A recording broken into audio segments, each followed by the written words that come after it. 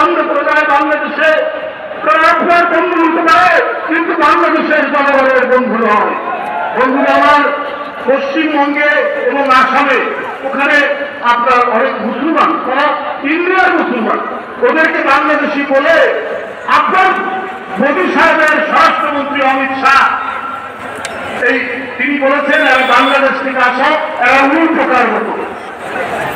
যারা উল পোকার মতো বলে তাদের নিজের দেশের মুসলমানদেরকে বাংলাদেশি মুসলমান বলে, তারা আমাদের বন্ধু হতে পারে? তারা আমাদের কোন ভালো চায়?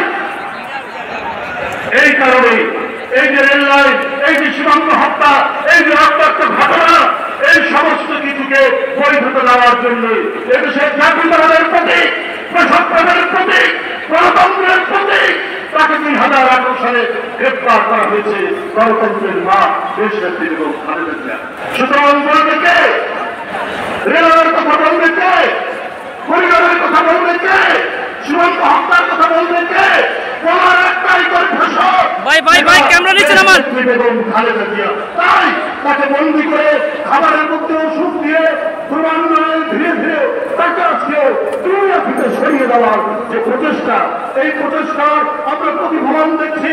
আজকে আসাম চুক্তি, একতরফা চুক্তি, যারা বিচ্ছিন্ন একটি সরকারের চুক্তি, বন্ধুরা আমার, এইটা আজকে জনগণ মানবে না।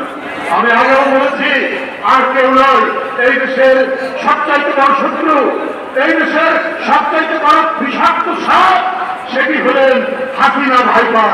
এই হাসিনা ভাইপারের থেকে আজকে আমাদেরকে সাবধান থাকতে হবে।